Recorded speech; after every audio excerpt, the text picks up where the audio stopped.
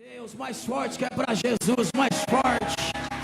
Pode aplaudir que Ele merece, porque Ele é Rei dos reis e Senhor dos senhores.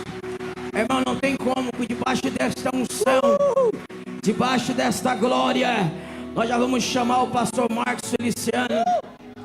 E nós vamos receber o servo de Deus, pastor, missionário, deputado. E quem está feliz pela vida do servo de Deus, diga amém. Vamos ver, pastor Marcos. Quem já foi abençoado com a mensagem desse homem de Deus? Levante a mão. Muitos testemunhos de vitória. Hoje eu estava falando com ele lá em casa. Eu me lembro lá em Criciúma, irmão, quando ele chegou lá e o ginásio foi abaixo. 15 mil pessoas no ginásio. E Deus honrou ele de uma forma tremenda. E aquilo marcou a minha vida e meu ministério. Quantos ministérios que esse homem impactou? E Deus está preparando algo novo para o pastor Marcos. Não é em vão que ele veio aqui na catedral hoje. Não é em vão que ele pregou ontem lá na cidade que eu moro, Criciúma. Ele voltou para lá e estava lá quinta-feira pregando, né? E vocês vão ver, eu vejo um degrau esse servo de Deus subindo. Eu vejo Deus honrando ele mais. Quem crê isso, diga glória a Deus. Eu não sei, mas que Deus tem preparado algo maravilhoso, tem. O diabo não vai impedir, não vai, porque Deus precisa ir lá defendendo as famílias lá. Quantos querem abençoar ele? Porque daqui a pouquinho ele vai abençoar a nossa vida. Quantos vão abençoar ele? Para ele guardar, para Deus dar livramento de pessoas. Porque Deus me disse assim: haveria até investida para ti não subir esse degrau que Deus quer. Uma pessoa que ia perder uma cadeira no Senado, ela não ia querer que tu subisse, mas Deus disse: eu vou fazer, e se for da minha maneira, vai chegar lá e não tem demônio que impede. Então estende a mão para cá, porque você vai estar abençoando a vida dele, vai estar já abençoando a nossa vida. Senhor, meu Deus e meu Pai, eu te louvo, Senhor, pela vida do pastor Marcos Feliciano, a sua família, tudo que o Senhor tem feito na vida do seu filho, Pai. Obrigado por ele ser um defensor da família, da pátria, do Brasil. E que ele venha continuar com esse coração voltado, Pai, e não se vendendo contra a obra do mal, contra a família. Oh Deus tremendo e Deus poderoso, há um período já, meu Pai, que o Senhor está preparando mesmo o teu filho. Prepara ele mesmo, Pai, para tomar posse daquilo que o Senhor quer que ele toma. Honra ele uma vez mais, Pai. Aos olhos humanos é impossível, mas para o Senhor todas as coisas é possível. Então não deixa mesmo, Pai, o homem mal tocar, a morte chegar, livramento, gente querendo impedir de chegar onde Deus quer. E daqui nós já liberemos uma vitória para o servo de Deus. O Senhor prepara ele todos esses anos que tem, até chegar naquele dia da vitória. Mas que não vai ter retrocesso, não vai. Porque maldições foram lançadas que ele não ia vencer o segundo mandato, ele venceu. A maldição foi lançada dizendo não vence o terceiro mandato, venceu. E agora o quarto vai ser diferente de todos. Sabe por quê? Eu falei até para o Kaique, alguns, pastor Marcos, sonhei com o senhor na minha igreja de Stoneham. Muita gente que eu contei para o obreiro, eu tive um sonho com o pastor Marcos. E ele estava como lá na porta assim da igreja pedindo para pregar no altar. E eu falava não para ele, eu disse não. E aí eu não entendi aquilo ali na quinta profética, irmão. E aí eu disse não. E aí eu olhava assim para ele, ele disse assim, ó, aí deixa. E aí hoje o Espírito Santo me entregou a revelação, igual da minha esposa quando eu livramento. E tem hora que a gente vai entender a revelação. Vira para o seu irmão e diga assim, ó, tem hora que tudo vai, Deus vai mostrar por que você sofreu no passado. Toda noite mal dormida, porque na hora que eles a honra de Deus chegar na tua vida, eles não vão entender que você é merecedor. Ninguém sabe que ele já passou. E aí eu não entendi isso até hoje. Aí hoje quando eu estava ali, eu comecei, você está vendo a igreja de Stoneham? Eu mudei. Eu trouxe ele para a igreja de Link, que já é maior. Um passo a mais na tua vida. E assim tu vai profetizar com a igreja. Porque não era ali, ele queria ali continuar de novo sendo federal, continuar de novo, mas não, eu quero mudar ele, eu quero engrandecer mais. Quem crê nisso, diga glória a Deus. E Deus vai fazer. E hoje quando eu vim aqui, Deus está vendo? Porque eu vou trazer ele diferente, coisa diferente. Então nós vamos aplaudir bem forte para receber o pastor Marcos Feliciano. Nunca falei de política no altar, não é o meu feitio desde os 20 anos que eu faço a obra, mas eu senti abençoar a vida dele. Senão depois Deus ia puxar minha orelha. Pastor Marcos, toda a liberdade, tá bom? O senhor é um homem de Deus. Amém.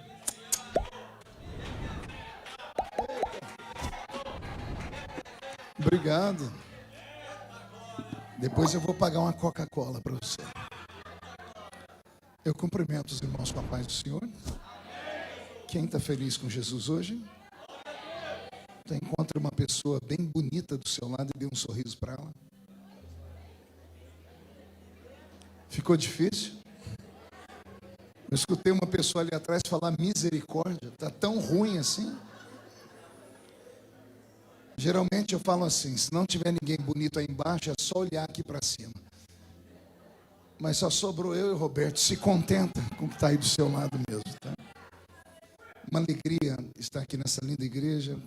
Conheci o pastor Marcelo, essa figura simpática, querida. Deus te abençoe, viu? Papaizinho novo, né? Hoje eu vi o bebezinho que Jesus deu para ele. Como é que é o nome do Isaac, né? Isaac desse tamanhozinho assim. Ele olhou para mim e falou assim, cadê o tio Bolsonaro? Pensa num bebê esperto, né? Uma alegria encontrar aqui o Lucas Augustinho. Você está firme, né, rapaz? Eu olho para ele e eu fico com inveja. É porque a Bíblia diz que nós somos o templo do Espírito Santo. Ele é uma catedral do Espírito Santo. Né, Lucas? Cabe mais Espírito Santo nele do que na gente, né? Por isso que é abençoado desse jeito. A gente só se encontra em vigília, né? Só chama gente louco para vigília. Bom te encontrar aqui, Deus te abençoe, te amo.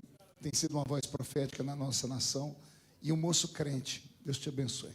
O que faz a diferença é isso, é ser crente de verdade. Abra sua Bíblia comigo. Primeiro livro do profeta Samuel. Se você puder estar sobre os seus pés, em reverência à leitura do texto sagrado. Primeiro livro do profeta Samuel, capítulo de número 4. Deus está aqui. 1 Samuel, capítulo 4, verso de número 17. E na sequência, o segundo livro do profeta Samuel, no capítulo 6. 1 Samuel 4 e 17. E então respondeu o que trazia as novas e disse: Israel fugiu de diante dos filisteus. Houve grande morticínio entre o povo. E os seus 2 filhos, Ofni e Finéias, morreram. E a arca de Deus foi tomada. Segundo livro do profeta Samuel, capítulo de número 6.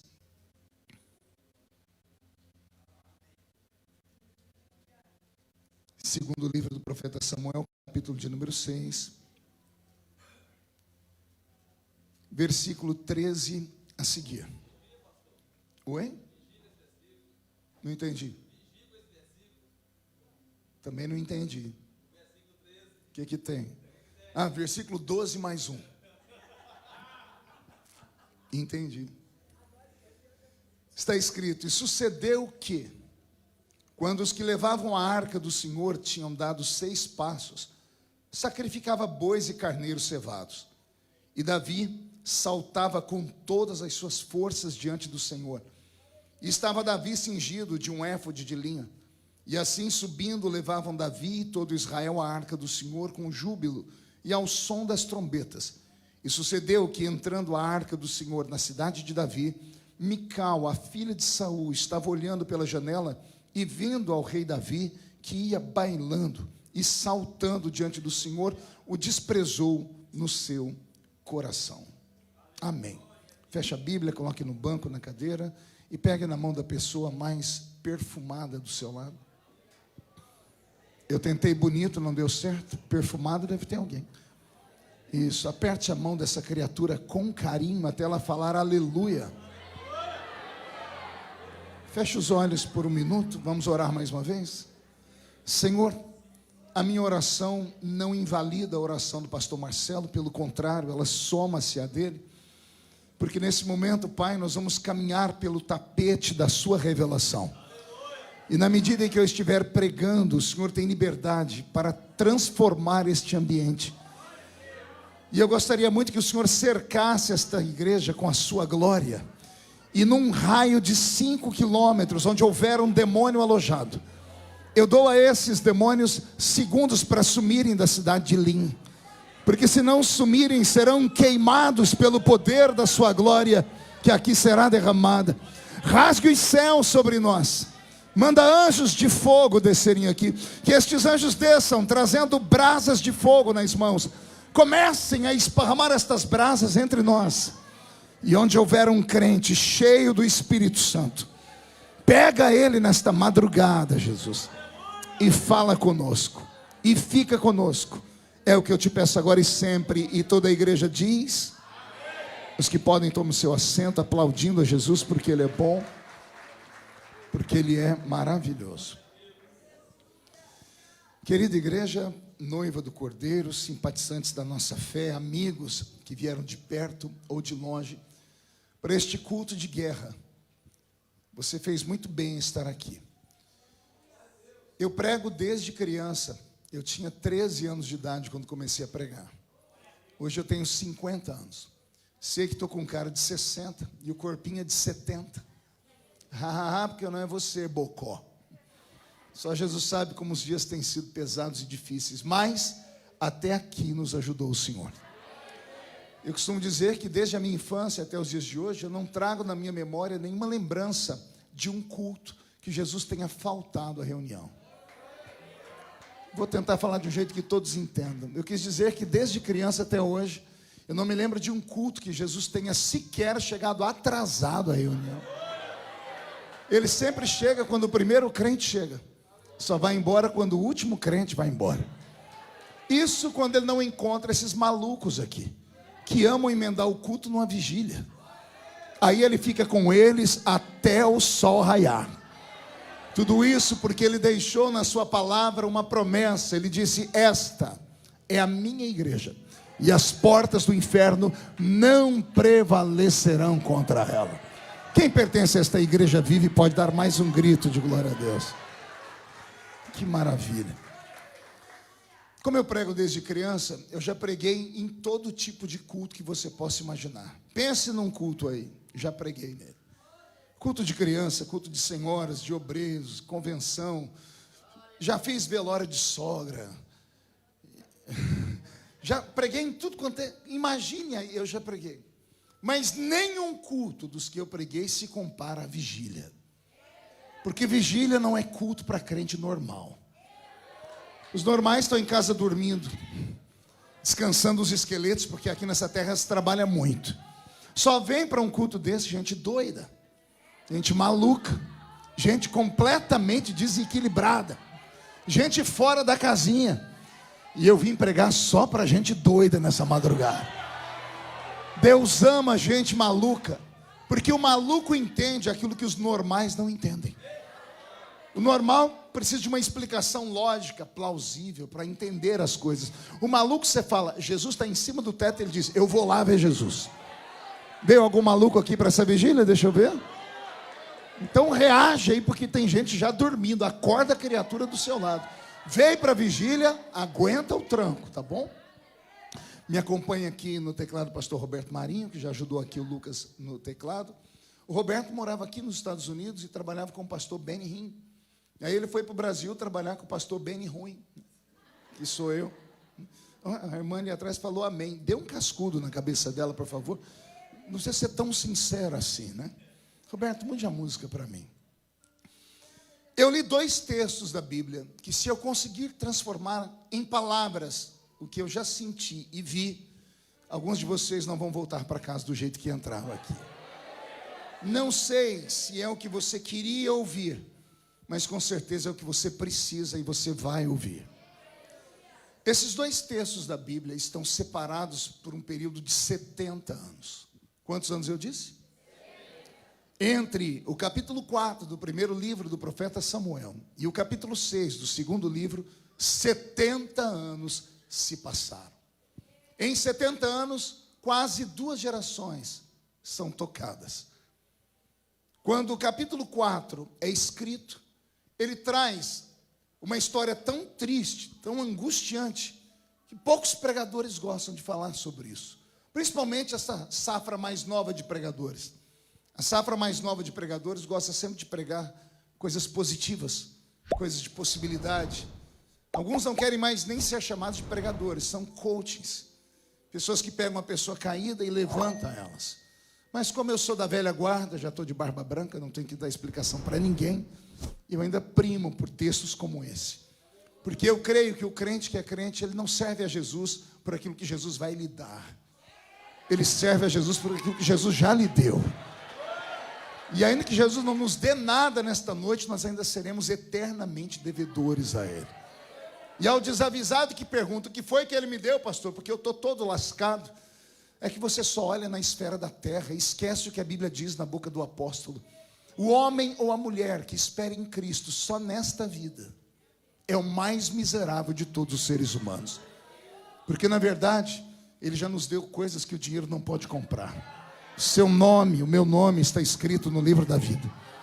Se a trombeta do arrebatamento tocar agora, e daqui de Lins só 2 subirem, eu tenho certeza que um sou eu. Quem é o outro? E vem atrás, deixa eu ver.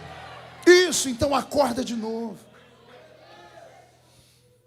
O capítulo 4 vai nos contar aqui o final de uma saga horrível. Imagine um povo que Deus chama lá da terra maldita do Egito, que dá para eles uma promessa fantástica, que caminha com eles pelo meio do deserto, e que faz eles entrarem na terra que manava leite e mel. Imagine vocês que nós temos um testamento inteiro só contando a história desse povo, Israel. Aqueles que conhecem a Bíblia sabem que a Bíblia Sagrada só fala do mundo todo nos primeiros capítulos da Bíblia. Quando nasce Abraão, ou quando começa a história de Abraão, Deus esquece o mundo todo. E Ele faz a Bíblia toda ser escrita em cima da história de um único povo, que é o povo de Israel. E Deus vai contar para nós a saga deste povo. Aquele que conhece um pouco da Bíblia vai entender que tudo que foi escrito para o nosso conhecimento. Quem não conhece a história está fadado a repeti-la, a cair nos mesmos erros e nos laços. Por isso nós temos o Velho Testamento. O Velho Testamento conta a história de Israel. E o que é Israel?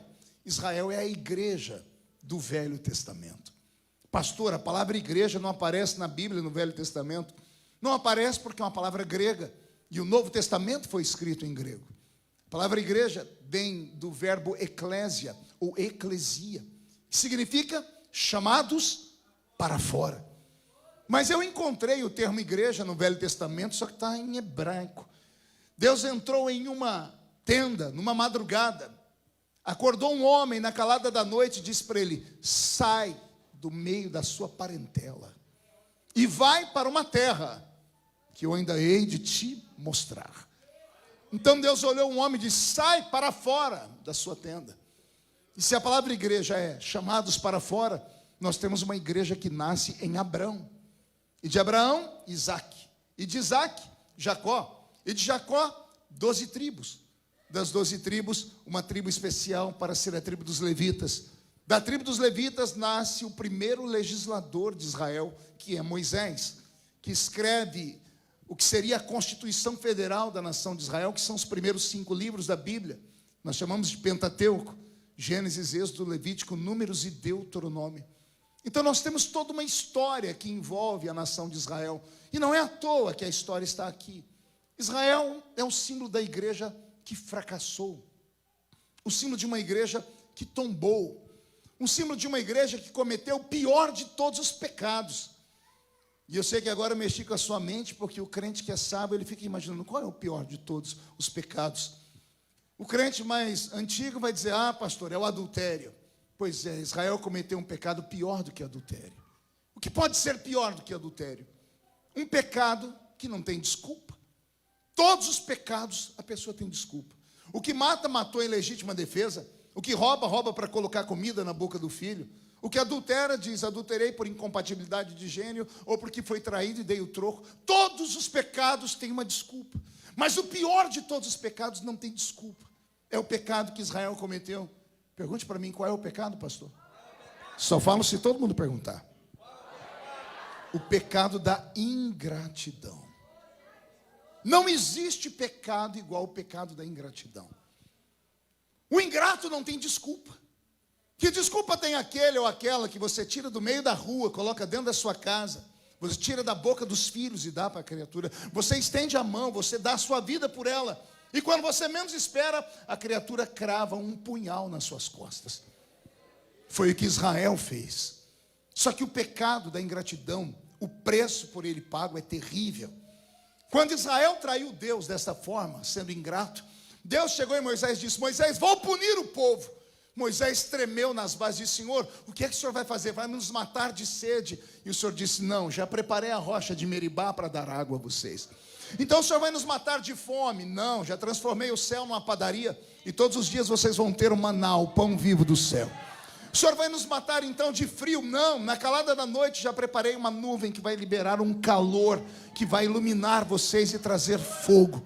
Então o Senhor vai nos matar de calor no deserto? Não, a mesma nuvem que de noite faz um fogo que aquece de dia, ela vai fazer uma sombra que vai trazer sobre vocês acalento. Então o Senhor vai nos matar de vergonha, porque a nossa roupa vai envelhecer, o sapato vai furar. O Senhor diz: não, já liberei uma unção sobre a roupa. O sapato não fura, a roupa não envelhece. Eu imagino Moisés dizendo: se o Senhor não vai matar a gente de frio, nem de calor, nem de vergonha, se o Senhor não vai matar a gente de fome, nem de sede, o que pode ser pior do que isso? E Deus diz: pior do que tudo isso é não entrarem na minha terra. O Senhor vai fazer a gente perecer no deserto, vou, mas não vão perecer como perecem os peregrinos. Porque o deserto mata, ou de sede, ou de calor, ou de frio, ou de vergonha. Vocês vão ter uma vida no deserto como se vivessem em um oásis, mas na minha terra ninguém entra.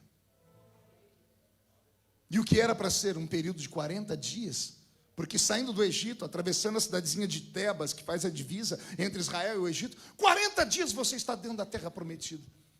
Só que Deus falou: Moisés, siga o meu GPS, siga a nuvem. E a nuvem fazia Israel andar em círculos. 40 anos. Um dia Moisés perguntou: por que? O Senhor disse: para cada dia de murmuração, 1 ano de atraso na vida de vocês. Ah, se os crentes modernos aprendessem com os crentes de antigamente, sua vida não estava para trás do jeito que está. Que a gente só murmura. Ah, pastor, mas eu não tenho o que eu quero. Pode não ter o que você quer, mas você tem tudo que você precisa. Já percebeu isso ou não? Você pode não ter tudo que você quer, mas Deus tem te dado tudo que você precisa. Ao murmurar, você diz que Deus errou, e Deus não erra. Ah, pastor, mas e as promessas? Vão se cumprir, mas toda promessa passa pelo teste do tempo. Aguenta o tempo e a promessa vai se cumprir na sua vida. Esse é o Israel do Velho Testamento. Esse Israel, depois de 40 anos, não conseguem atravessar a linha de chegada. Saíram 3 milhões de hebreus do Egito. Quantos milhões eu disse? As pessoas falam: como é que pregador arruma esses números, né? É só ser inteligente. A Bíblia diz que saíram do Egito 600 mil homens de guerra, 600 mil almas de guerra, homens que tinham exatamente 30 anos de idade, o ano da emancipação do hebreu. Por isso o ministério de Jesus começa quando ele tem 30 anos de idade, quando ele está emancipado. Então, quando a Bíblia diz: saíram do Egito 600 mil almas de guerra, 600 mil homens com 30 anos. Se cada homem com 30 anos tem uma esposa, cada homem e uma esposa um filho, um homem de 30 anos ainda tem o pai e a mãe vivo. 5 vezes 600, 3 milhões de hebreus. 3 milhões de hebreus saíram. Só 2 almas chegaram do outro lado: Josué e Calebe. Nem o pastor a quem Deus confiou aquele rebanho, que era Moisés, nem o pastor entrou na terra. Deus levou ele para o alto do Monte Pisga, de fronte de Bet-peor, e falou: contempla a terra. Contemplei, agora morre. Por que não entro lá? Porque eu falei para você conversar com a pedra e você bateu nela. E a pedra era Jesus. E a rocha de Meribá, que dá água, ainda está aqui nessa noite. Um pedido a você: não fira a pedra, não bata nela, não espanque. Ela tem água para dar. Pede, ora, conversa. Deus não é seu empregado. Não coloque Deus na parede dizendo: ou o Senhor me dá ou eu vou embora daqui. Não diga a Deus: ou o Senhor faz ou eu largo mão de tudo. Deus não é seu empregado. Ele é pai. Quer ver um pai feliz? É você dar um beijo na face dele. é você dar um pulo no pescoço dele. Não fazer graça ou falar grosso. Aprendamos a tratar Deus como Pai. Essa nação inteira, depois de muito tempo, 40 anos, mandaram para a terra prometida os nascidos no deserto. Entrou uma outra geração, uma geração que nasceu no deserto. Um dia eu estava meditando nisso e me deu um arrepio. O Senhor falou comigo: filho, eu tirei Israel do Egito, mas não dei conta de tirar o Egito de dentro de Israel. Vou falar de novo. Eu tirei o povo do Egito, mas não tirei o Egito de dentro do povo. E por isso não deixei entrar em Canaã. Que é a interpretação disso? Dói. Deus tirou o crente do mundo.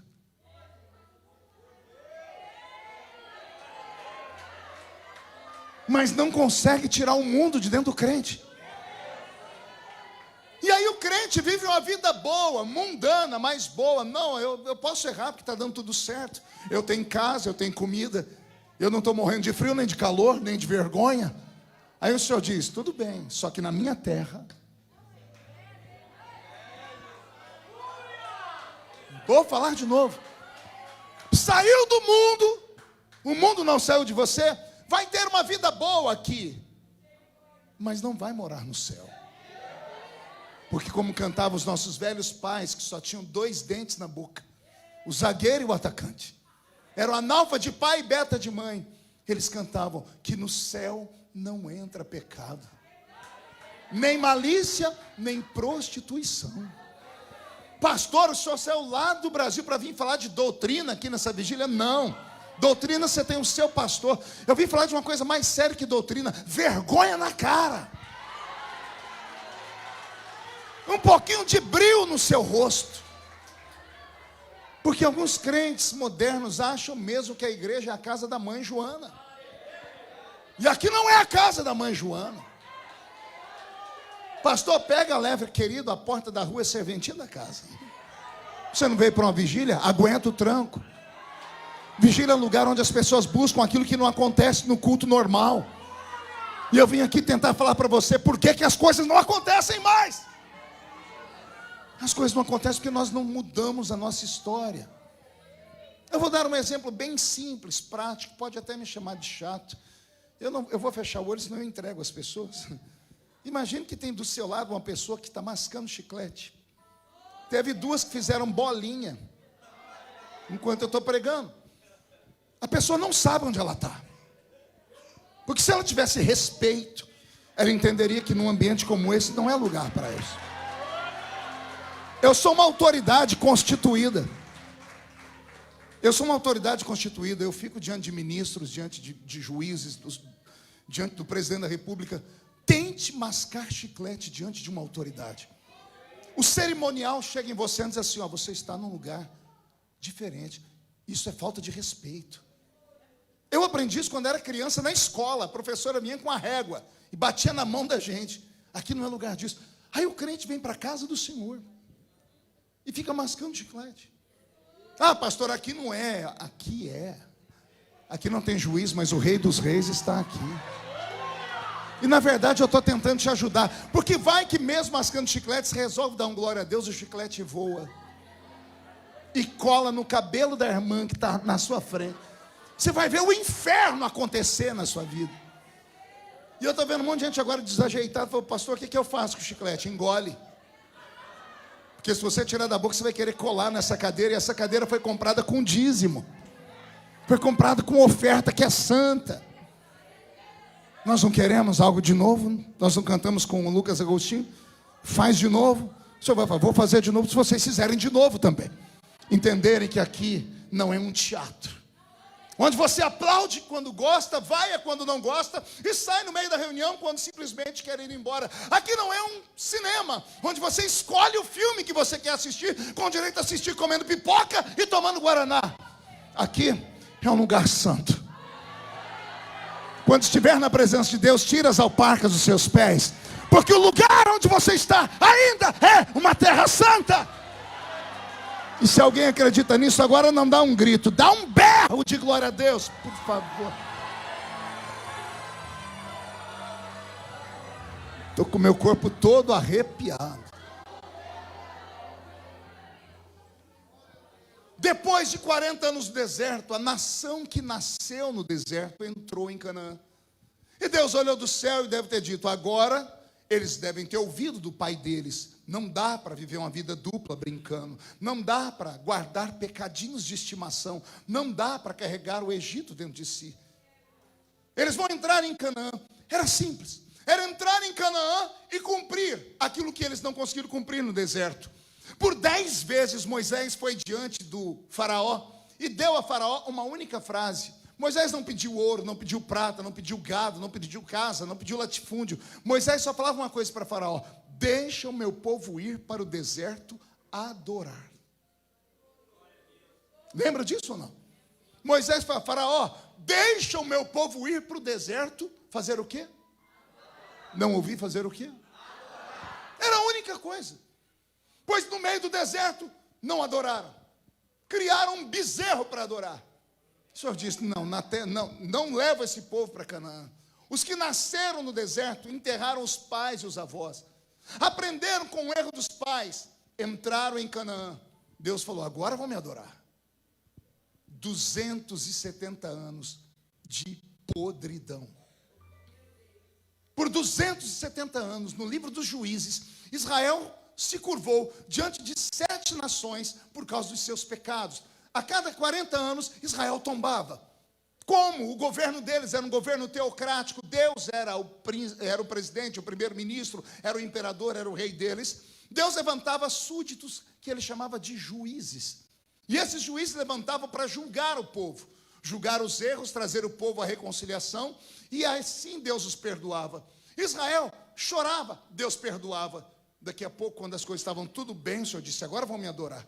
Olha eles indo lá no meio das tralhas que os pais trouxeram do Egito e pegavam as imagens de Baal, Astarote, Azera, Marduk, a deusa assim da Mesopotâmia, e faziam altares. Deus olha do céu e quer vomitar sobre eles. Por isso que Israel era capenga, levantava e caía, levantava e caía, levantava e caía. Eles achavam que a misericórdia de Deus era de fato eterna. A misericórdia de Deus tem limite. A misericórdia é uma corda que Deus amarra o seu servo, a sua serva, e ele vai dando corda. Vai dando corda. Uma hora a corda acaba, Deus puxa na mão e trava. E quando trava, a pessoa cai, aí Deus vem arrastando ela. Aí vem faltando pedaço, vem sofrendo. Por isso que os nossos velhos pais que não tinham teologia falavam: quem não vem pelo amor, ninguém mais prega isso. A gente aprendia lá com os irmãos da roça, com a mão cheia de calo de tanto cortar cana de açúcar. Não tinha esses instrumentos, era aquela velha sanfona e o pandeiro. Mas o céu ficava baixinho no culto. Hoje nós temos de tudo: tecnologia, beleza, condições de trazer agitadores de água. Eu e o Lucas Agostinho somos agitadores de água, mas o Roberto Marinho somos agitadores de água. Como aquele anjo que de vez em quando ia, balançava as águas, o primeiro que era jogado ali dentro era curado. Nós somos agitadores de água, mas a gente não pode morar aqui. A gente vem de vez em quando.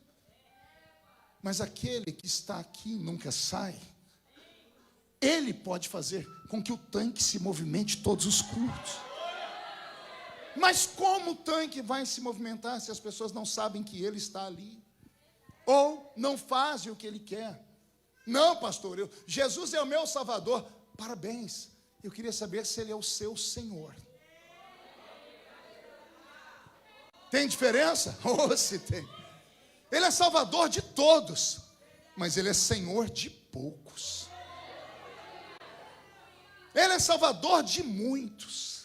Muitos são chamados, mas ele é Senhor de poucos. Poucos escolhidos. O que é Senhor? Senhor é aquele que você chega diante dele e se curva. Sim, Senhor. Não é para fazer. Sim, Senhor. Não é. Sim, Senhor. Não. Sim, Senhor. Essa geração nova não quer um Senhor. Querem só o Salvador. Eu contei na igreja de Queens, onde estava pregando agora, que um dia desse eu vi um Twitter daquela menina chamada Bruna Marquezine, foi namorada do Neymar. Ela escreveu um Twitter dizendo assim: Jesus é um cara muito legal, mas a turma dele é chata pra e soltou um palavrão. Eu li e comecei a rir. Falei, tá certa ela. Jesus é um cara legal, porque apresentaram para ela o Jesus que salva. O Jesus que salva diz assim, venha como está. O Jesus que salva diz assim, olha, vinde a mim vós, os que estáis cansados e oprimidos, e eu vos aliviarei. Vinde a mim, olhai para mim, sereis salvos. O Jesus que salva é isso. Ele faz tudo isso. Só que aí, depois que Jesus salva, tem que vir o chato, que sou eu. Fala para você, olha, veio como está, não pode ficar como veio. Se ficar como veio, você vai viver uma vida no deserto, mas não entra em Canaã. Se não sacrificar a sua carne, se não renunciar aos seus pecados, se não rever a sua história, você não vai a lugar nenhum. Ah, pastor, mas não tem mais nem menos. A Bíblia não faz curva. A palavra do Senhor não faz um ponto fora da curva. Ela não abre concessões, ou é ou não é. Não, pastor, mas eu vi na internet aquele cidadão está desviado. É um herético. Aquilo é lixo de internet. É um irresponsável, aquele que prega, às vezes sentado num banquinho, olhando para você, dizendo, não importa o que você fez no verão passado. Venha como está e fique como veio. É a graça, é a hipergraça, é a maravilhosa graça. Ah, seu sem graça. Quer vir como está e ficar como veio? Escute a frase do velho pregador. Depois nós vamos ver como é que vai ficar. Quando naquele dia o Senhor falar, eu não te conheço, mas eu curei no seu nome, mas eu fiz o seu nome, aparta-te de mim, porque eu não te conheço. Que nessa noite o céu fique baixinho de verdade na sua alma. Deus não te trouxe aqui para ter uma conversa estranha, Ele quer um papo reto com você. Ele te trouxe porque Ele ainda te ama. Pastor, está doendo, é sinal que você está vivo. Ele bate, açoita só quem Ele ama. Dura essa criatura que eu estou pregando, ela está abrindo a boca de sono, me olhando com uma cara feia, parecendo que foi batizado num pote de vinagre. Aconteceu de tudo. Olha o olho da criatura seco, parecendo olho de sapo que morreu no dia de enchente. Achou que eu não ia falar, né? Veio para uma vigília e está com essa boca travada, essa boca de aço, essa língua de ferro, esse queixo de concreto. Deus tem coisas maiores para você.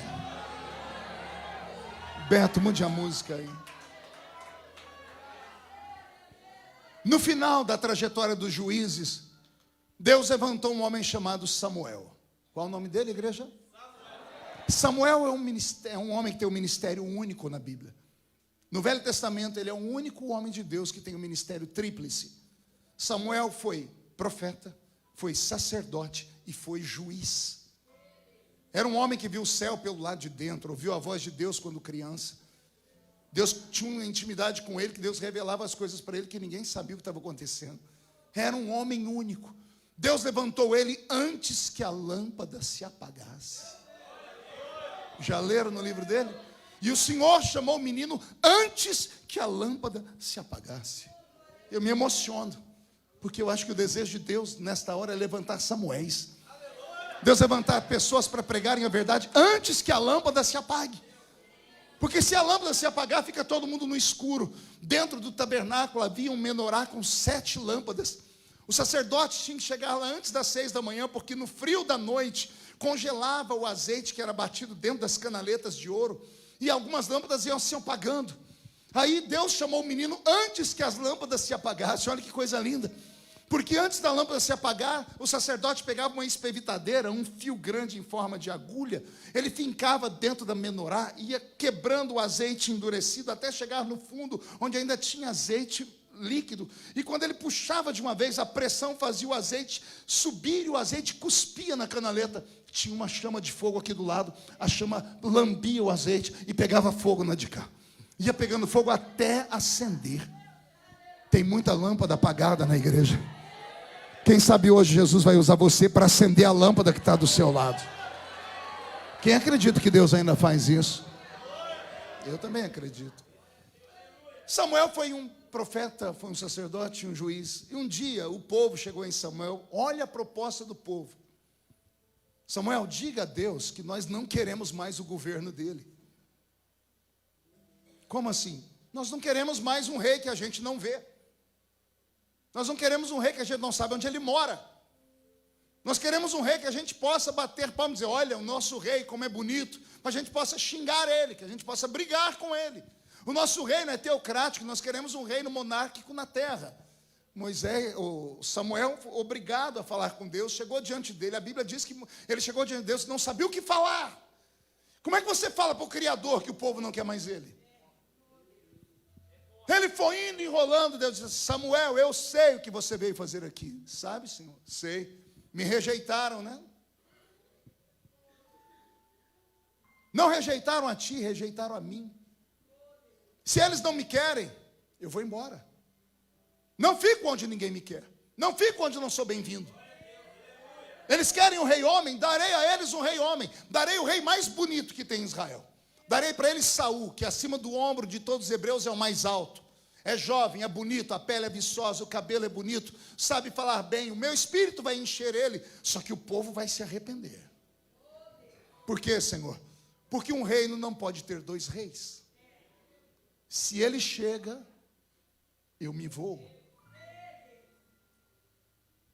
Se Saul vai governar, eu vou embora. Não sei se Samuel entendeu. Eu sei que lá na frente, Israel está lá, tranquilo. O atalaia está no alto de uma muralha. Do lado dele tem 3 trombetas. Uma trombeta de guerra, uma trombeta de vitória e uma trombeta de festa.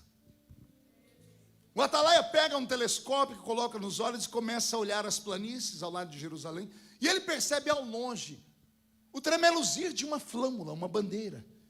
Quando ele aperta os olhos, ele vê o desenho da bandeira, tem um Deus. Um Deus que era uma sereia. O nome dele é Dagon. Meio peixe e meio homem. Deus dos filisteus. Quando ele vê a armada vindo, pela distância, pelo cálculo, ele dá um sorriso. Ele pega a trombeta de guerra e toca. Um capitão vem, o que você vê? Vejo aproximadamente 10.000 filisteus vindo contra nós. O capitão não se atemoriza. Ele dá um grito e diz, preciso só de 30.000 soldados. 3 por 1, a vitória está no papo. Não é assim, pastor Kaique? 3 por 1, a vitória está no papo. 30.000 homens de guerra vão saindo. Ofni e Finéias, sacerdotes de Israel, filhos do sacerdote Eli, o pastor presidente do reino. Ele diz assim, vamos para a peleja também. Viram 30.000 homens, falaram, nós não vamos ter nem que guerrear. 30.000 contra 10.000, a vitória é nossa. Saíram para a peleja. E no meio do campo de batalha, acontece algo fora do normal. Um historiador de Israel disse que para cada lança tirada por um filisteu, a lança traspassava 3 hebreus. Uma flecha tirada ao lento, ela encontrava os judeus onde eles estivessem. Havia uma força sobre-humana entre os filisteus e começaram a tombar judeus. O que era para ser um massacre do lado de cá, virou do lado de lá. Mais de 15.000 judeus estão caídos no chão, mortos ou enfermos ao extremo. Os judeus pedem uma trégua. E enquanto se faz uma trégua, a boca miúda vai dizendo, vamos perder essa batalha. Ofni e Finéias têm uma ideia brilhante. Vamos do santuário do nosso pai. Lá dentro tem uma arma secreta, chamada Arca do Concerto. A Arca da Aliança, o trono de Deus no Santo dos Santos. Vamos trazer para cá. Porque nossos velhos pais contavam que com a arca nos ombros, os sacerdotes abriram o Rio Jordão. Outras batalhas foram vencidas apenas pela presença da arca. Vamos buscar a arca e a vitória será nossa. E eles foram em Jerusalém, trouxeram a arca. A Bíblia diz que quando a arca estava chegando, era de tarde, o sol bateu na arca, o brilho era tão forte, que os soldados que estavam caídos, enfermos, olharam e começaram a gritar. Os vivos gritaram mais ainda, os que estavam com saúde, e começaram a gritar de felicidade. A Bíblia diz que lá no arraial dos filisteus, eles tremeram e disseram, parece que Deus desceu no meio do arraial dos judeus. E com Deus não dá para brigar. Era para eles terem fugido, se fosse em outro tempo. Mas veio sobre os filisteus uma coragem que eles nunca tiveram. E eles partiram para a peleja contra Israel com a arca. de 30.000 soldados, sobrou um único soldado. Sabe como faziam na época? Eles não matavam na hora, eles queriam machucar. Feriam a pessoa, ficava caída no chão, não tinha para onde ir. Quando terminava a batalha, eles vinham um por um e iam matando. O capitão filisteu era tão cruel que ele perguntou à tribo: qual é a menor tribo de vocês? Benjamim. Eu quero um soldado de Benjamim. Onde estão os soldados de Benjamim caídos? Estão todos aqui. Ele pegou o menor soldado da menor tribo de Israel e disse: você vai viver. Para quê? Você vai voltar e contar a história da derrota para o seu povo. Ofni e Finéias estão mortos. O atalaia está no alto da muralha. Ele olha pela luneta e ele enxerga um único soldado se arrastando. Um garoto ensanguentado. Ele abre o portão de Jerusalém. As pessoas estão ali dentro esperando com uma festa, esperando o pai, o filho voltar vivo, o esposo voltar vivo para fazer uma festa. E de 30.000, só um volta. As pessoas vão abrindo espaço, silêncio sepulcral em Israel. Alguém anuncia no templo: o velho sacerdote Eli, pastor presidente de Israel, era tão gordo e velho que não conseguia andar. Trouxeram ele numa cadeira, botaram ele no meio da cidade. Trouxeram o soldado que sentou em uma pedra. Alguém está cuidando das feridas dele e Eli pergunta: que notícias você traz? E o soldado diz: houve grande morticínio em Israel. Ofni e Finéias, seus filhos, estão mortos. Isso deixou o velho triste. Morreram todos, o velho ficou triste. Morreram seus filhos, Israel ficou triste. Mas a notícia que vem agora vai desequilibrar Eli. A arca de Deus foi roubada. Eli deve ter pensado: no meu ministério, a glória de Deus foi embora. No meu mandato pastoral na igreja, acabou tudo. A Bíblia diz que ele teve um súbito. Ele caiu para trás e quebrou o pescoço. E morreu. A mulher de Finéias está grávida. A notícia que chegou a ela foi tão violenta que o bebê virou dentro da barriga. E o parto foi terrível. Ela morreu após o parto. Não sem antes ouvir a parteira tentar animá-la, dizer: nasceu seu filho, é homem, adora a Deus. Ela diz: adoro, mas o nome do meu filho não será para a glória. O nome do meu filho será Icabô. Só os velhos que estão aqui sabem o significado. Icabô, que significa foi-se a glória de Israel. 70 anos sem Deus. 70 anos sem sinais. 70 anos sem ouvir aquela voz que quando falava a montanha tremia. 70 anos sem ver a Shekinah. 70 anos sem serem visitados por anjos. 70 anos vivendo a vida comum de uma nação comum. 70 anos de vazio. 70 anos de lendas. 70 anos do quê? O que eu disse? 70 anos de? Quer perguntar o porquê? Os velhos contavam para os jovens: no nosso tempo.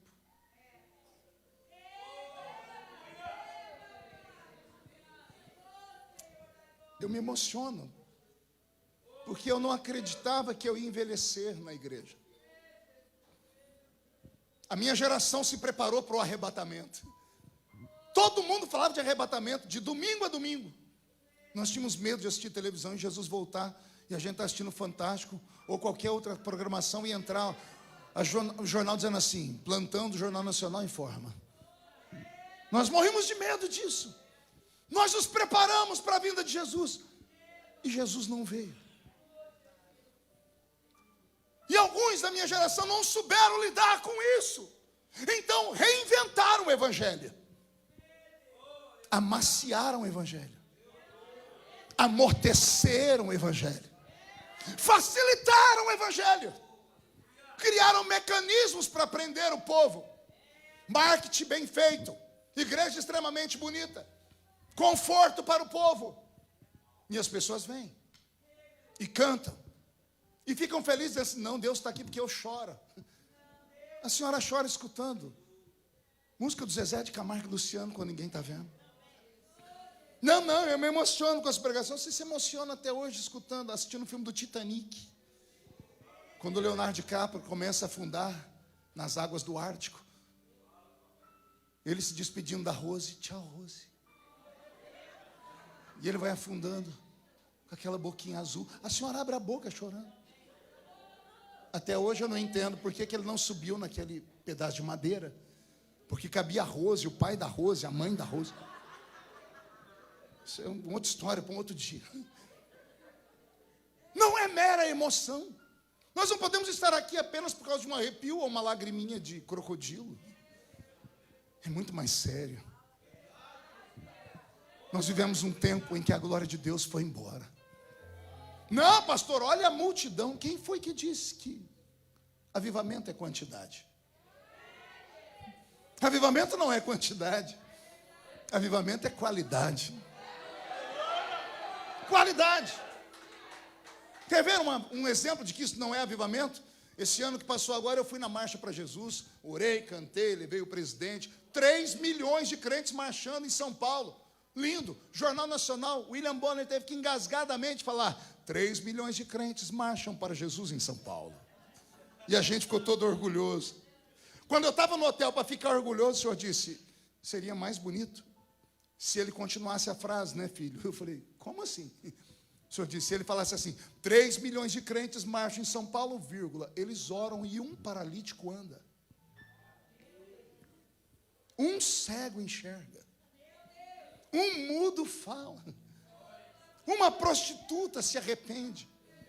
Um pecador diz: eu não quero mais beber nem fumar. 3 milhões de pessoas marchando. Crentes pulando igual canguru. Um no ombro do outro, com fitinha na cabeça. Jesus é rei, rei, rei. E do lado, tem a Cracolândia. Uma Zumbilândia a céu aberto. E o país que tem 30% de evangélicos se bate no peito dizendo: somos o maior país evangélico do mundo. 60 milhões de crentes. Todo ano tem 1 milhão de abortos. Todo ano 1 milhão de bebezinhos saem escorrendo pelos esgotos. O maior índice de pessoas drogadas do mundo está no meu país. Só no ano passado 40 mil pessoas foram assassinadas. Mais do que a guerra da Síria. E aí alguém vai me dizer que há avivamento? Não temos avivamento. Nós temos passatempo. Muda a música, Beto. Aquela que eu gosto. Nós temos entretenimento. Virou entretenimento, igreja. Não, eu vou lá, tem uma boa música, tem um bom orador, e se o orador ainda fizer a gente rir, ótimo. As pessoas não querem mais um pregador, querem um comediante. As pessoas acham que o púlpito é um picadeiro, para um palhaço ficar fazendo as pessoas rirem. E os nossos filhos estão indo para o inferno, porque entram na igreja e não veem nada, só escutam lendas. De vez em quando, Deus, por misericórdia, levanta alguém com dom. E aí Jesus cura uma dor de dente, é manchete de jornal. Jesus curou uma dor de dente. É tão raso. E alguém pergunta: o que aconteceu, pastor? A glória foi embora. Trocamos Deus por homem. Nossos cultos não são cristocêntricos. O homem se tornou o centro do culto. Tudo gira em torno de nós. Não, pastor, sim, você tem os louvores que você gosta mais. Ah, esse aqui eu não gosto, esse aqui eu gosto. Mas louvor é para nós? Louvor é para a gente? Louvor não é para Deus? Mas você tem o seu predileto, porque ele toca um pontinho de emoção na sua alma. Tem alguma coisa muito errada acontecendo. E será que ninguém vai enxergar isso? A minha geração está indo embora. Já não temos mais força. A geração que vem é uma geração rasa. Não conhecem Jesus como nós conhecemos. Não vão conseguir segurar o povo. Será que vai acontecer o que aconteceu com a Europa? Caminhe por Amsterdã e você vai ver lá no centro as grandes igrejas. Algumas delas permanecem com estrutura de igreja, mas dentro delas são prostíbulos. Fizeram a propósito, as igrejas faliram. E como são prédios tombados, compraram os prédios e lá dentro são prostíbulos, cassinos. Aí você passa na red light e tem mulheres expostas como se fosse um açougue. No lugar onde aconteceu um dos maiores avivamentos do mundo. Eu estou com meu corpo arrepiado de verdade. O temor do Senhor está sobre nós. E por que o Senhor está pregando isso? Porque eu não estou pregando aqui para almofadinhas. Eu estou pregando para brasileiros que só estão aqui porque lá no Brasil receberam uma profecia. Tem gente que ri quando eu falo que sou lá da Vila Tatu. Tem gente aqui que é da esquina do Sovaco Sujo. Tem gente que vem de um lugar que não tem nem nome, você não acha no mapa. Mas veio para cá, aprendeu a falar how are you?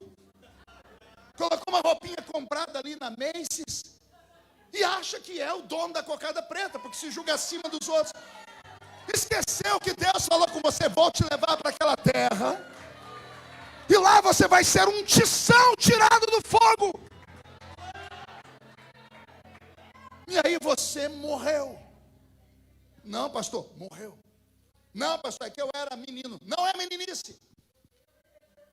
Não, pastor, eu não pulo, não grito, porque eu descobri que não precisa disso.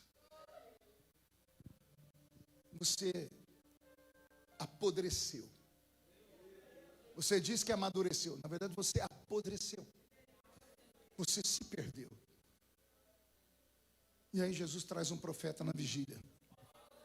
Só para dizer a você: a glória tem que voltar.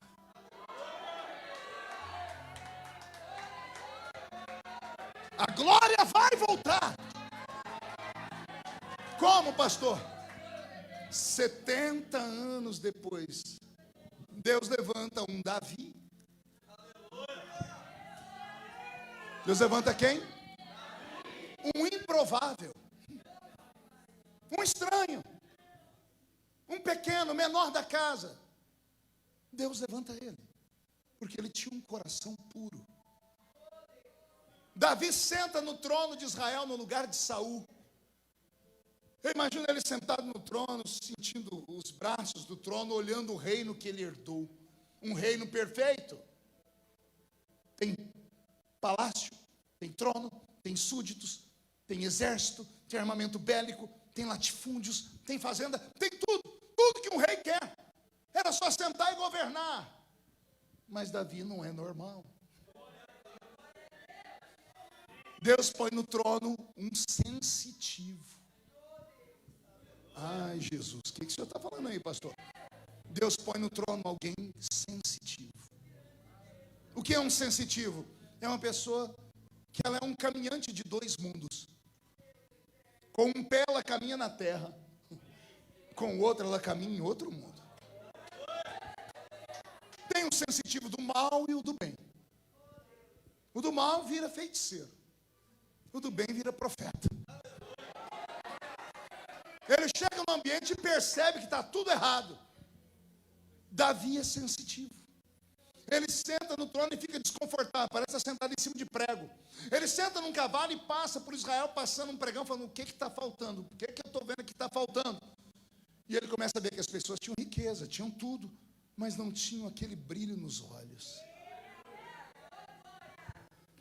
Não tinha aquela felicidade que o dinheiro não compra. Não tinha aquela alegria que não tem quem traga de volta. Davi pediu para alguém contar a história dos hebreus para ele. E alguém contou que 70 anos antes, a arca de Deus tinha sido roubada. Davi percebeu: meu reino é perfeito, mas é incompleto. Isso é paradoxal, hein, pastor? Exato. Como é que uma coisa perfeita pode ser incompleta? O vaso feito por um oleiro numa olaria é um exemplo. Ele é perfeito, mas na mão do oleiro ele é incompleto. Ele vai para uma loja perfeito, mas ainda é incompleto. Precisa que alguém compre o vaso, leve para casa e ponha vida dentro dele. Dê utilidade ao vaso. Aí o vaso perfeito ficou completo. Um exemplo disso é o céu, para onde nós vamos. O céu é perfeito, mas é incompleto. Quer perguntar por quê? Você ainda está aqui. O céu só vai ser perfeito e completo quando a gente chegar lá. Existem coisas perfeitas, mas incompletas. Davi percebeu que o reino era perfeito, mas era incompleto. Faltava algo. Me perdoa, Senhor. Faltava uma coisa. Me perdoa também, Senhor. Não era algo que faltava. Não era uma coisa que faltava. Faltava alguém. Vou falar de novo. Faltava alguém em Israel. Alguém que o povo só conhecia como lendas. E Davi disse: eu vou buscar de volta. Onde está a arca? Está lá naquele lugar. Vou buscar de volta. Será que eu acho um exército que quer ir comigo? E levanta um exército de malucos. 30 mil homens. Quantos homens? Olha como Deus é justo. Com 30 mil Israel perdeu. Davi vai com 30 mil para a batalha. Ele chega e pega os filisteus no contrapé. Ele mata todo mundo. E eles acham a arca. Quando acham a arca, diz Davi: achamos o tesouro. Acharam? Deixa eu ver. Eu imagino Davi vendo a arca pela primeira vez. Querubins de ouro em cima da tampa do propiciatório. Caixa de madeira de acácia pintada de ouro lá dentro. Os objetos sagrados de Israel. As tábuas da lei escritas pelo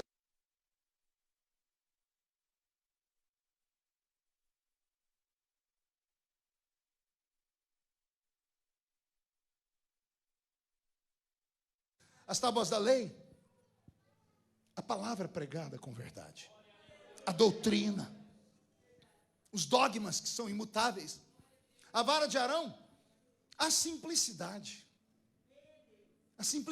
da igreja. Lembra de quando os nossos pais cantavam que nós éramos jambuzeiros bravos e fomos enxertados nele porque ele era a oliveira verdadeira. Nós um ramo quebrado. A simplicidade. O vaso de ouro com maná. O maná, a palavra que vinha do céu. Não era que vinha do jornal. Do céu, não é que vinha do Google. Era do céu, não é que vinha de livros. É o maná que era entregue pelos anjos. E o vaso de ouro? O vaso de ouro fala dos dons do Espírito Santo. Lembra quando Eliezer foi buscar uma noiva para Isaac? Alguém lembra? Eliezer saiu com 10 camelos. Levou em um dos camelos joias de prata e joias de ouro e vestidos. Encontrou Rebeca. Chamou Rebeca. Quando Rebeca aceitou, ele vestiu Rebeca com vestes novas e adornou ela com joias de prata e joias de ouro. Joias de prata, frutos do Espírito. A Bíblia fala que são 9. Dons do Espírito, joias de ouro, são 9. A igreja adornada com a veste da pureza, a noiva que vai se casar, cheia de dons e de frutos. Quando a arca foi embora a doutrina. Quando a arca foi embora a mensagem revelada, a simplicidade do evangelho, e foi embora os dons. Quando Davi viu a arca, ele disse: agora nós vamos levar tudo de volta. Nós entramos no arraial do inimigo e pegamos de volta o que é nosso. Que Deus nos dê nessa noite soldados aqui. Gente com coragem de entrar comigo nessa guerra. Vamos lá no campo do inimigo pegar de volta o que é nosso. E Davi, depois da peleja, é a primeira guerra dele, ele chama um soldado mais velho e diz: como é que a gente volta para Israel? A vitória é nossa. Aí um soldado explicou para ele: tem que ter uma coreografia, Davi. O rei precisa estar vestido com a roupa de rei, coroa na cabeça. À esquerda do rei, um soldado carregando a bandeira do exército inimigo aqui embaixo. À direita, o rei alguém levando a bandeira do rei erguida bem alto. Quem passar na rua vai ver. A bandeira caída perdeu, a bandeira de pé venceu. Atrás do rei, seus súditos mais particulares. E depois, o exército. Davi encontra o rio. A Bíblia diz que todos desceram para se banhar no rio e todos se trocaram. Davi colocou a roupa de rei, sentou no seu alazão branco, ficou no meio, botou um soldado aqui à esquerda com a bandeira de Dagon riscando o chão, e aqui do lado a bandeira do leão da tribo de Judá erguida bem alto. Aqui atrás os soldados que ele encontrou na caverna de Adulão, que se tornaram seus soldados mais queridos e fiéis, e atrás o exército. Davi está pronto na coreografia, pastor Marcelo diz, bora marchar, mas ela tem uma coisa errada. Cadê o soldado antigo? Como é que é a coreografia? O rei vai na frente, esquerda, direita. Quem vai na frente? O rei. Já entendi. Abra o caminho aqui atrás. Traga uma arca. Cadê a arca? E o soldado antigo, não, rei, está errado. Quem vai na frente é o rei. Ele disse, quem vai na frente é o rei. Traga uma arca. Aleluia. Coloca uma arca em cima de uma carruagem de boi velho. Nos primeiros passos, um dos bois tropeçou. A arca era pesada, só a tampa pesava quase 400 quilos de ouro maciço. A tampa pesava 2 ou 3 vezes mais do que a arca, porque a arca era de madeira de acácia, uma madeira leve, só pintada de ouro. Então, para carregar, tinha que ter muito cuidado. Por isso que não podia ser carregado em cima de carruagem, tinha que ser homens carregarem. E não era qualquer homem, tinha que ser levita. E não era qualquer levita, tinha que ser levita da família de Coate. Só os coatitas, escolhidos para aquilo. Não era qualquer um. Colocaram na carruagem, a carruagem tombou, a arca foi caindo, aí aparece um herói que todo mundo chama de vilão. Eu acho que eu sou o único pastor do mundo que defendo Uzá. Porque a Bíblia diz que Uzá se jogou em cima da arca e ele morreu. Alguém diz, Deus matou ele porque ele tocou na arca. Não foi isso. Uzá foi um herói. Porque quando ele percebeu que a arca estava abrindo, ele se jogou em cima dela. O peso dele trouxe a arca de volta. Mas não sem antes sair lá de dentro algo que matou ele. Todo lugar que a arca ficava e abriam a tampa, todo mundo adoecia na cidade. A glória de Deus é incompatível com o ser humano. A carcaça humana não suporta por muito tempo a glória de Deus. Conversa, quem aqui tem irmãs de oração no Brasil? Aquelas irmãzinhas, aquelas velhinhas do coque, você tem? Todo mundo tem. Já viram que a vida deles é uma vida de miséria? Não conheço gente que revela extremamente rico ou poderoso. Todos os cães de oração vivem uma vida de pobreza e são doentes. Pergunte por quê? Eles vivem mais no mundo de lá do que de cá. A carcaça humana é incompatível com a glória. Eles passam tanto tempo diante da glória que o corpo não aguenta. Tudo que está ao seu redor é tomado. Eles veem o céu aberto, mas o corpo deles não está preparado para isso. Uzá morreu por conta disso. Davi ficou triste. Perguntou, o que diz a lei? A lei fala que a tribo de Levita, mas os filhos de Coate. Tem coatitas aqui? Levantou lá os soldados coatistas. Vocês vão carregar a arca. Vão na frente. Só que eu vou fazer uma coisa. O que, Davi? A cada 6 passos, eu vou matar um boi para Deus. Não era 60, nem 600. 6 passos. Meça aí. 3 metros. Para. Um boi. Vamos fazer um culto. Sacrifício. Nós te adoramos, Senhor. Terminou? 6 passos. 3 metros, outro boi. Imagina fazer isso por centenas de quilômetros.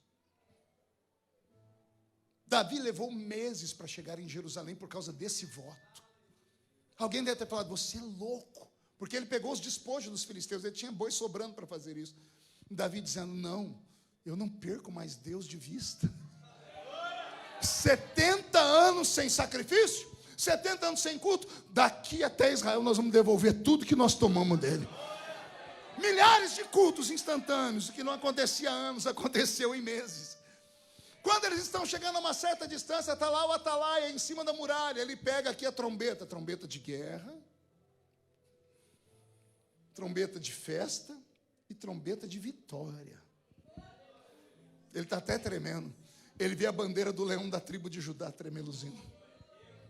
70 anos antes, viram a trombeta, ou viram a bandeira do infeliz do Dagon. Agora é a bandeira do leão da tribo de Judá.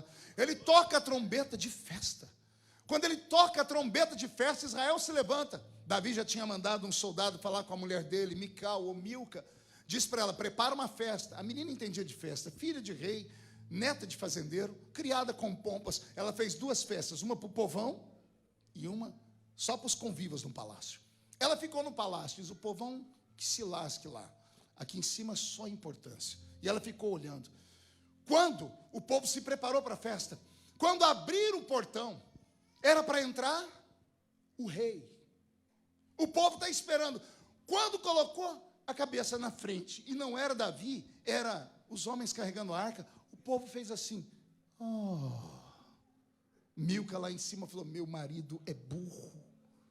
Não entende nada de etiqueta. Quem tem que entrar é o rei.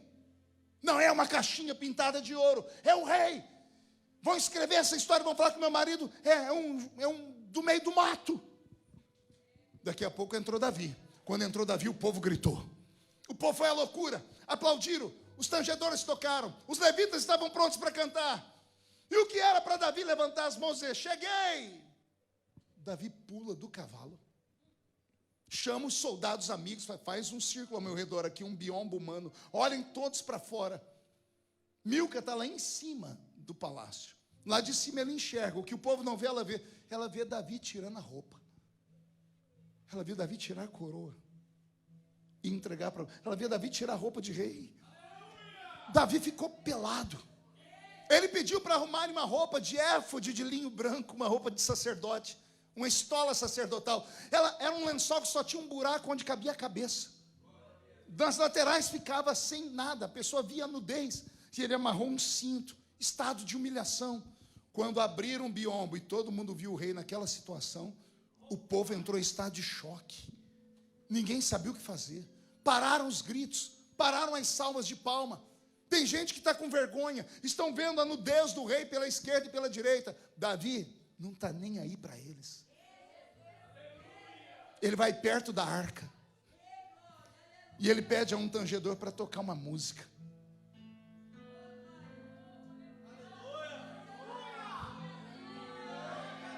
E Davi vai iniciar uma dança. O judeu inicia uma dança assim, mão esquerda para trás, mão direita para frente. Ele se curva e começa a bailar.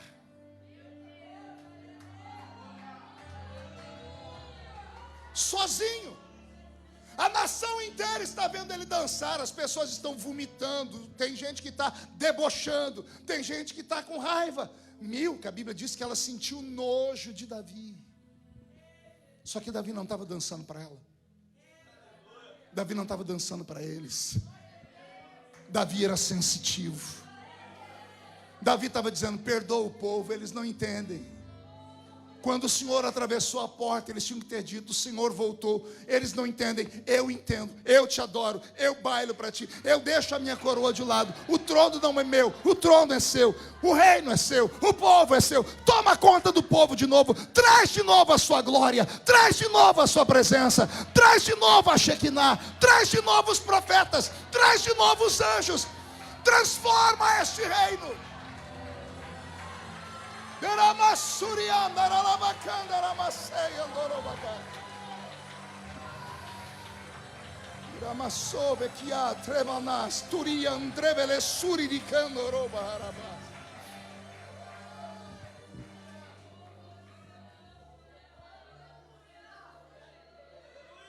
Deus voltou para Israel. A glória foi sentida de novo. Os sinais voltaram. Milca, lá em cima do palácio, sentiu nojo. A Bíblia diz, e Deus fechou a madre de Milca. Transformou ela em estéril. Por causa de uma coisa só. Ela riu de um adorador. Ela debochou da coreografia do rei.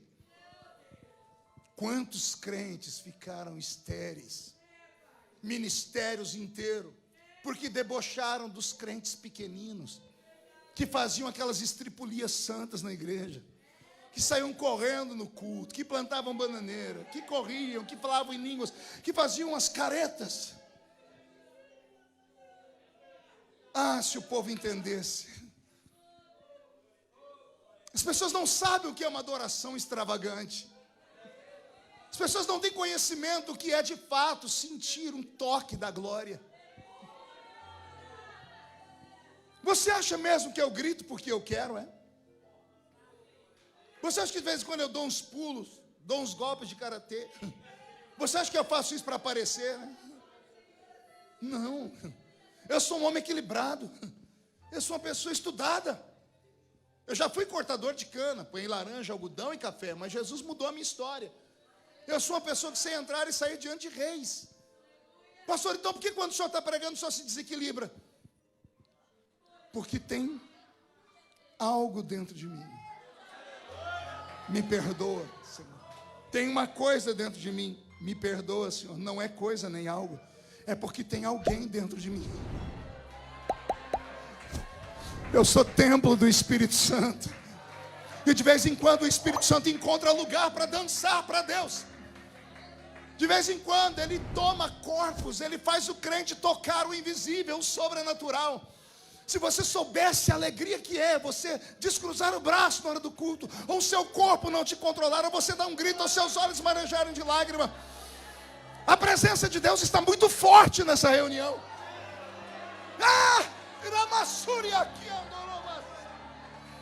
O que é isso, pastor? É a glória voltando. É Deus te visitando de novo. Você é profeta. Deus te trouxe da oração do monte lá no Brasil. Você ia nas consagrações de manhã, de tarde, de noite. Deus falou com você. Deixa Ele te tomar uma vez mais. Ele já te usou uma vez, vai te usar de novo. Se alguém acredita nisso, reage, reage, reage, reage.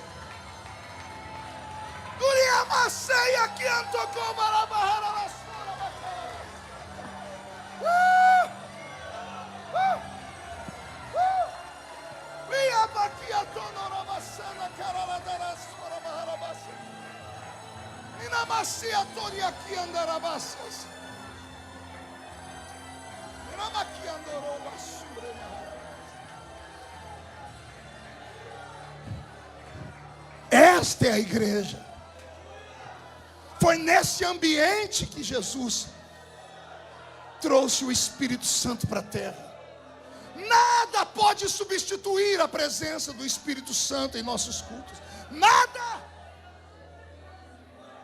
Só vale a pena se o culto for assim.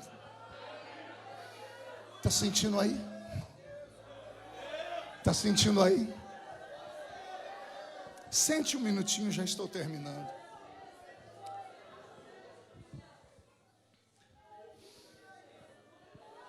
Esta geração mais nova tem vergonha de barulho.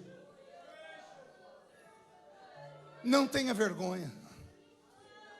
Pastor, mas as pessoas falam de tudo. Se você está bonita, fala. Se está feia, fala. E você vai se importar com pessoas? Elas não morreram na cruz por você. Imagine se quando um crente levanta na igreja e dá um berro, a igreja inteira olha para trás.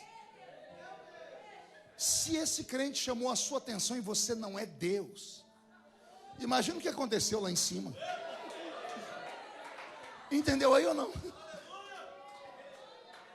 Se a nossa adoração chama a atenção de homens, imagina de Deus. Eu encerro aqui. Eu estava lá no Brasil, eu moro perto de Barretos, a terra do peão de boiadeiro. Moro a 100 quilômetros. E eu ajudo muito o Hospital do Câncer de Barretos. Envio sempre emendas para lá. E um dia o diretor do hospital me chamou para conhecer as instalagens e eu estive lá. E eu confesso aos irmãos, foi um dia muito triste para mim. Porque eu nunca tinha ido num lugar onde só tem condenados à morte. Mulheres, homens, velhos, o câncer não respeita idade. Foi um dia horrível, eu não queria ficar mais lá, porque você sente o cheiro da morte. Você escuta as pessoas falar, eu tenho 2 meses de vida, eu tenho 30 dias de vida, eu tenho... Muito triste. Todo crente tinha que levar um filho lá. Esses meninos birrentos, esses filhos que a gente tem, que só Jesus na causa. Quem tem filho adolescente sabe do que eu estou falando. Tinha que tirar um dia para levar um filho lá. Beto, muda a música de novo. Eu entrei lá dentro e o diretor me levou para conhecer as estalagens. Depois ele disse, pastor, eu posso te mostrar uma coisa nova na ala infantil? Eu falei, não faz isso comigo. Você vai me levar numa ala que só tem criança condenada à morte? Eu falei, mas é só para mostrar para o senhor uma fórmula que nós estamos criando. Na verdade é um tratamento paliativo. Eu falei, tá, eu quero ir. Cheguei, tinha 2 salas, quase que uma de frente à outra. Numa, porta branca, na parede, na porta, um cartaz de uma enfermeira com um dedo assim. Isso é comum em todos os hospitais, né? Estava escrito, seu silêncio é uma prece. Ele abriu a porta, quando nós entramos, uma sala imensa, uma pediatria que tinha lá pelo menos uns 10, 15 bercinhos. E deitado naqueles bercinhos, bebês condenados à morte. Crianças carequinhas, vou esperar o rapaz terminar aqui, correr aqui, que você está chamando mais atenção do que eu. Isso, vai lá, fica quietinho agora. Obrigado, vai ganhar um beijo depois. Olhe para mim. E eu vi aquelas criancinhas ali, o médico pegou o estetoscópio, colocava no peitinho de um, no peitinho de outro. As enfermeiras de branco, a sala branca, só tinha cor branca e cromada. Eu fui passando mal, falei, pô, doutor, me tira daqui. Que eu lembrei das minhas filhas, é uma coisa horrível. Saímos, ele falou, pastor, agora eu vou te levar no tratamento paliativo. Ele chegou na porta numa outra porta, não tinha a cara da enfermeira. Ele falou, senhor, não se escandalize. Ele enfiou a mão no bolso, pastor, tirou um nariz de palhaço. O médico todo de branco botou um nariz de palhaço aqui com uma tira, um elástico. Eu falei, o que esse homem está aprontando? Ele abriu a porta e se jogou no chão como se tivesse caído. Eu fui tentar ajudar ele, falou, não, eu estou fazendo de propósito. Ele saiu rolando. Eu olhei, as crianças ficaram em pé no berço, começaram a pular, uma algazarra. As enfermeiras pegaram lá dentro uma trombetinha, uns pratos, começaram a fazer uma barulheira. Eu comecei a olhar, era tudo colorido o quarto. Não era branco igual o outro. Eram crianças condenadas à morte. Só que nessas, elas estavam lutando pela vida. E quando terminou ali, ele saiu e falou, pastor, esse é o nosso tratamento. Eu falei, o quê? Um remédio diferente? Não, pastor. A gente chega aqui e faz festa. Eu falei, o que acontece? As crianças estão se recuperando. Eu falei, mas por quê? Diz, na ciência não explica. Eles começaram a gritar, eles cantam, eles pulam. O médico diz, sabe o que a gente pensa? O câncer é uma célula morta. Todo mundo tem. Todo mundo tem. Nós temos trilhões de células no corpo. Trilhões. Basta uma célula morta se desenvolver. E ele disse, sabe o que faz desenvolver a célula, pastor? Eu disse o quê? Mágoa. Tristeza. Falta de perdão. Angústia. Frustração. Quando ele me contou isso, eu lembrei que a dona de uma loja lá no Brasil, chamada Daslu, vocês devem lembrar, era o templo da ostentação em São Paulo. Quando aquela mulher foi presa, descobriram que era tudo falso que tinha lá dentro, ela caiu em depressão. 2 anos depois, fizeram uma reportagem com ela na Folha de São Paulo, na revista Ilustrada, e ela deu testemunho, ela disse, eu contraí um câncer. E o repórter falou, como? Um câncer emocional. Quando meus amigos me abandonaram, meu nome ficou sujo, eu não podia andar na rua, eu entrei em depressão e um câncer nasceu. Tristeza, falta de perdão, vazio. Aí o médico disse, essa célula, quando ela se descobre morta, e algo potencializa ela, parece que ela aparece e começa a gritar com as outras, eu estou morto e vou matar todos vocês. E as células ao redor começam a morrer. Pode ver que todas as pessoas que descobrem um câncer e vão para uma cirurgia, 3 meses, morrem. Meu pai, quando descobriu um câncer, era um homem contador de piada, era um devasso, mas era um contador de piada. Do dia que ele descobriu o câncer, fez a cirurgia, 3 meses morreu. Uma tia minha, 3 meses morreu. Eu perguntei para o médico, falei, o que acontece? Ele disse, a pessoa desiste de viver. O nome do câncer é tão poderoso que ele mete medo. A pessoa deixa de viver, deixa de fazer as coisas normais. Ela só pensa na morte, a célula da morte vai crescendo. Ele disse, sabe o que a gente pensa com as crianças? Eu disse o quê? A célula morte, quando a gente começa a fazer festa e gritar e pular, as células vivas se revoltam. E gritam com a célula morta, nós vamos viver. Nós vamos viver, vamos para cima de você. Olha só o que eu aprendi na ciência. Gritos e pulos são tratamento. Por que acontecia muita cura nas igrejas pentecostais? A pessoa entrava doente, daqui a pouco condenava a gritar, glória, glória, aleluia. A enfermidade tomava um susto. Porque todas as doenças têm um nome pesado, mas o nome que está acima de todo nome, ele é mais forte, ele é mais poderoso do que o câncer, do que a AIDS, do que o Covid. Ele é mais poderoso do que a traição, do que o abandono, do que a tristeza. Ele é mais poderoso do que tudo. Então nossos cultos não podem ser frios. Eu me revolto quando eu vejo um crente chegar na igreja e não conseguir abrir a boca e falar, não, pastor, é o meu temperamento. Temperamento, uma vírgula.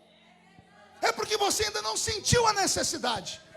Porque quando você sentir necessidade, você vê que não tem mais para onde correr, você vai fazer igual Bartimeu, vai gritar até incomodar todo mundo. E aí quando falar, fica quieto, aí você grita mais alto ainda. Porque Jesus vai ouvir, vai te chamar e vai trazer o milagre. Eu profetizo nesta noite, pastor, no final desta minha pregação, que nós vamos buscar a glória de volta. Vai haver um avivamento na região de Massachusetts. Vai haver um avivamento que começa nesta madrugada na igreja de Lynn. Já está acontecendo um avivamento em casas de pessoas que estão nos assistindo pela internet. Vai haver um despertamento para a oração, para a santidade, para a pureza, da busca dos talentos. E a cidade de Linz e o estado de Massachusetts vão começar a exportar avivamento. Vou falar de novo, Deus te trouxe para um período aqui de investimento. Ele vai te encher tanto, mas tanto, que você vai começar a transbordar. Nas suas viagens para o Brasil, para Portugal, para onde Deus te mandar, onde você passar vai ficar um rastro de azeite. A sua sombra vai levantar os paralíticos. Os seus olhos vão ver o invisível. A sua boca vai adorar como nunca antes. As profecias vão voltar a fluir. E Jesus vai começar a salvar. Vai salvar a sua família, vai salvar os seus amigos, vai salvar até os seus inimigos. E se alguém acredita nisso, reage. Pelo amor de Deus, reage, reage.